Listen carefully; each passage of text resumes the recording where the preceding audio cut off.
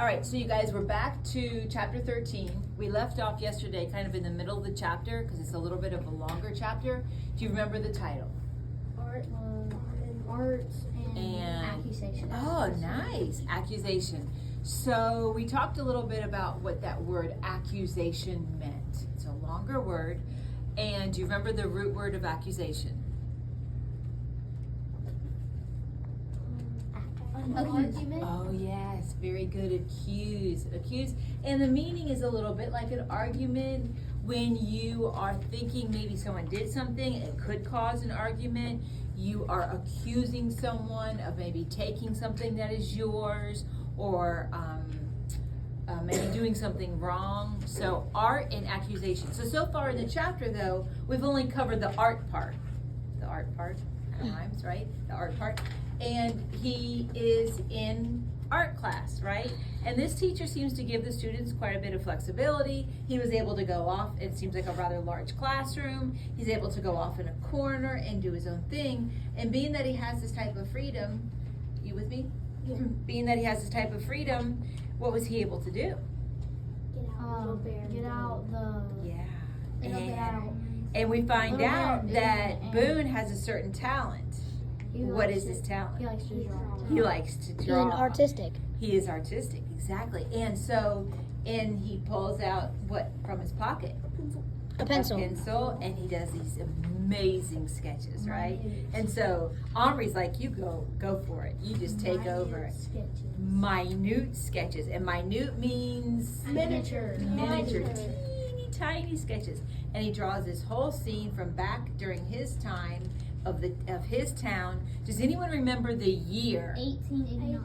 Ah, fantastic memory. Okay, so we get to that point, and the teacher's like, man, Omri, I can't even have you go back on your own, and you're still gonna do what?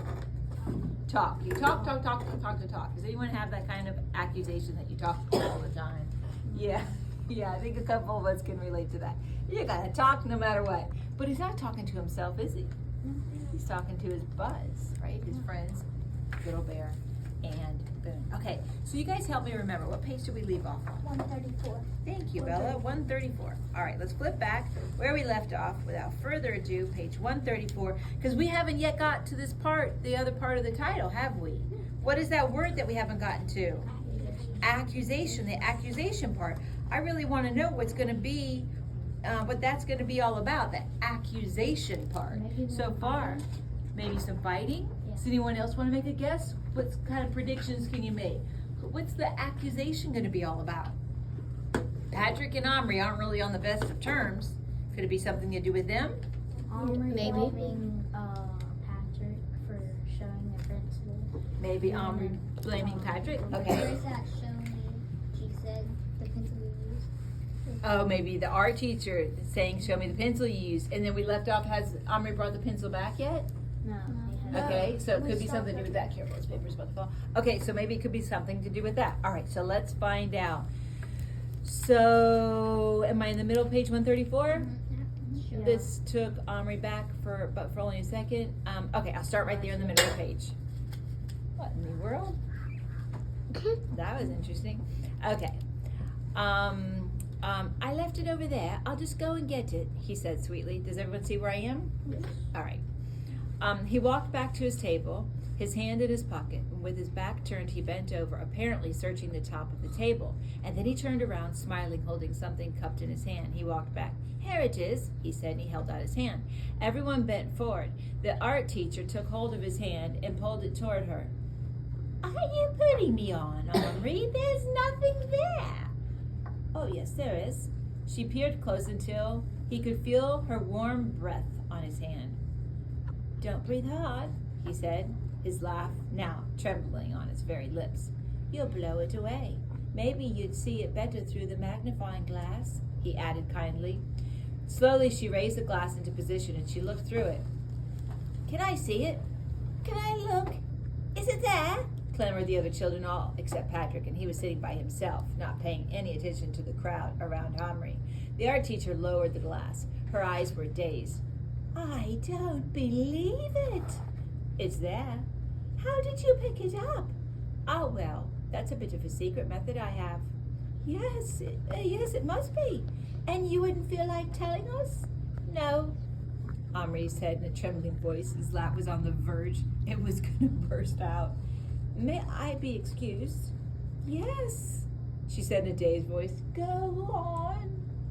He took the drawing back and tottered to the door. He managed to get outside before the laugh actually blew out. But it was so loud, so overpowering that he was obliged to go right out into the playground. There he sank onto the bench and laughed till he felt quite weak. Her face! He had never enjoyed anything so much in his whole life. It had been worth it.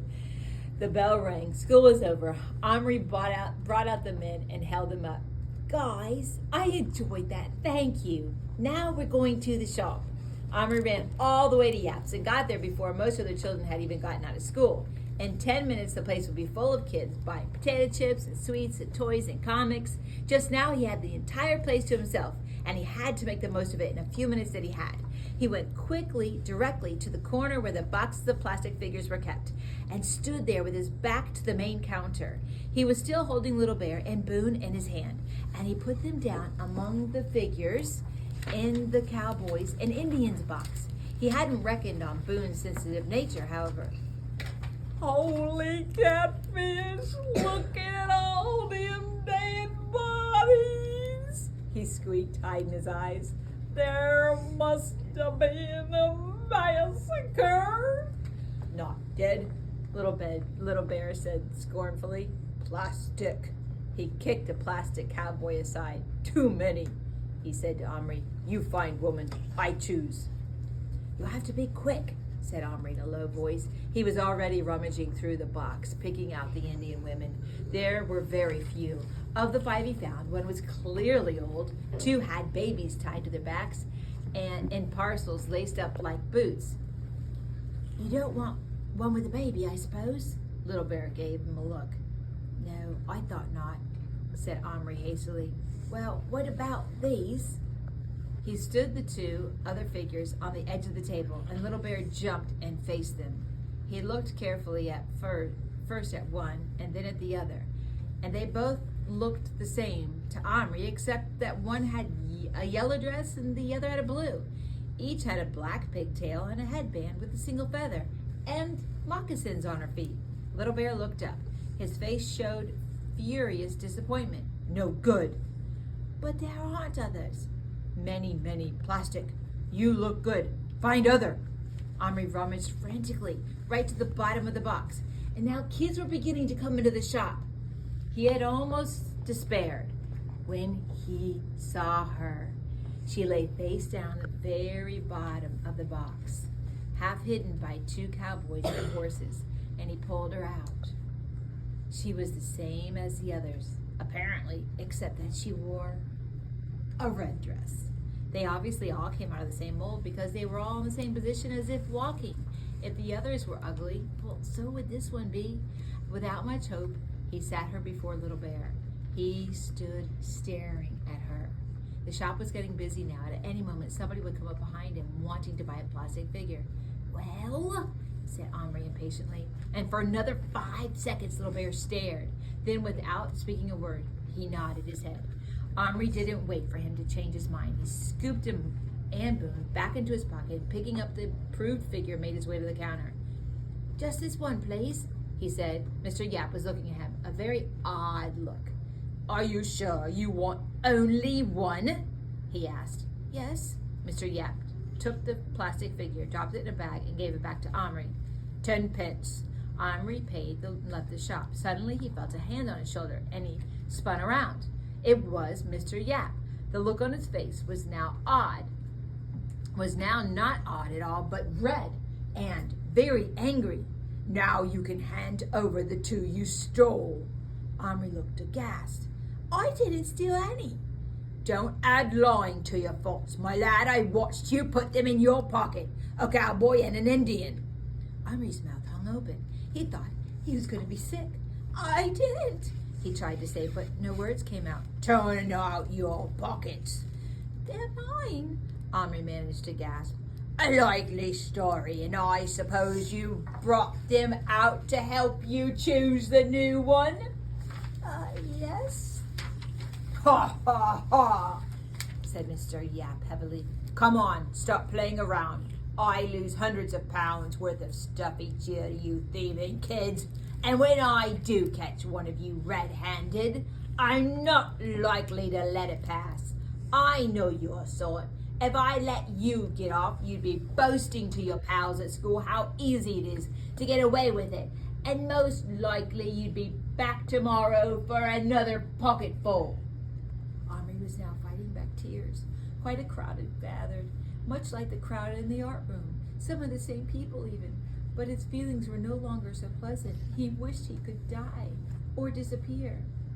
It's no good trying to get around me by crying. Give them back to me right now, or I'll call the police. All at once, Patrick was beside him. They are his. I know they're his because he showed them to me at school. A cowboy with a white hat and an Indian in a chief's headdress. He told me he was coming in to buy a new one. Omri would not steal. Mr. Yap let go of Omri and looked at Patrick. He knew Patrick quite well because it happened that Patrick's brother had once been his paper boy. Will you vouch for him then? Of course I will. I'm telling you, I saw them both this afternoon. But still the shopkeeper wasn't absolutely convinced. Let's see if they fit your description. Omri, who had been staring at Patrick as if some miraculous deliverer, felt his stomach drop into his shoes once more. But then he had an idea. He reached both hands into his pockets, and then he held out one hand slowly, still closed, and everyone looked at it, though it was actually empty. And the other hand he lifted to his mouth as if to stifle a cough, and he whispered into it, Lie still. Don't move. Plastic. Then he put both his hands before him, and he opened them, and the men played along beautifully. There they lay, side by side, stiff and stark, as like lifeless plastic figures he could possibly be. In any case, Omri was taking no chances. You see where I am? He gave Mr. Yap just long enough to see that they were dressed as Patrick had said before, closing his fingers again. Mr. Yap grunted. Those aren't from my shop anyhow. All my Indian chiefs are sitting down, and any that sort of cowboy is always on a horse. Well, I'm sorry, lad. You'll have to excuse me, but you must admit it did look suspicious. Do you see where I am in the middle of page 139? Is everyone good? Omri managed a sickly smile. The crowd was melting away. Mr. Yap shuffled back into the shop, and Omri and Patrick were left alone on the pavement. Now, what do you think this is going to do to their friendship? Bring it back together. Right? Because Patrick vouched for him in a very, very tense situation, right? So what was tense in the principal's office, where Patrick revealed the Indian and Boone, now Patrick saved his hide, right? So it really helped mend some bridges, as they say, right? Okay. Thanks, said Omri. It came out as croaky as a frog. That's okay. Have a tofu, and that's a type of British candy. It's the chocolate. They come in like a triangle, like a long triangular pyramid. Yeah, they're caramel covered in chocolate. Yeah, they're like a golden brown long triangular prism. They had one each and walked along side by side. After a while, they gave each other a quick grin. Let's give them some. And they stopped, took the men out, and gave them each some bits of chocolate. That's a reward for playing dead.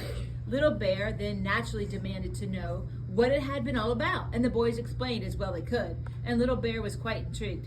Men think Omri steal Little Bear? Yes. And Boone? Omri nodded. Omri fool to steal Boone, roared Little Bear, laughing, and Boone, stuffing himself with chocolate, gave him a dirty look. Where, woman? Little Bear asked eagerly. I've got her. When? Make real. Tonight. Patrick gave him a look of pure longing, but he didn't say anything. And they walked along. Do you think Omri's going to invite him over? Yeah. To do what? Stay the night. To do what? Watch him make the woman row. Yep. They were getting near Omri's house. Omri was thinking, and after a while he said, Patrick, what about you staying the night? Patrick's face lit up like a bulb. Could I? And see, hey, lit up like a bulb. What kind of figurative language is that? Like, it got excited, like, Yes. Like an idiom. Is it an idiom? Lit up like a bulb. When you compare No. his face lit up like a bulb. His face like a bulb. When you compare two unlike things, what do we call that? Similes? Good. Think about it. Simile. Go back to our board. Think about similes and metaphors. Bullets flew through the air like deadly raindrops. Remember, that's from our book, the other book that we read, Battle of Gettysburg. But you compare two unlike things, right? The landing outside his bedroom door was like a railway station at this hour in the morning. Remember, we did that at the very beginning of the book? Like, using like or as, comparing two unlike things, using like or as. What do we call those, boys and girls? Figurative language, we call them similes. Good. So let's go back to this one. Everyone read the simile. Face lit up like a light bulb. Everyone, let me hear you. Patrick's face lit up like a light bulb. Good. Can you kind of picture that when you get super excited, right? Knowing you guys are all going to the movies tomorrow. I'm sure when your teachers told you about that, your face is lit up like a light bulb. Okay. Could I? And see? And then Omri says, yes. And then he says, wow, thanks. And they ran the rest of the way home. Okay, before you turn it off, Mason, so think about it. Art was the first half. It's a long chapter, right? You see that part? That was art. And then now do you understand the second part? What was that word? Art and Accusation. Accusation. Right? So was he accused of something? Yes. Did anything come of the accusation? No. He didn't get finished being accused because who saved him? Patrick.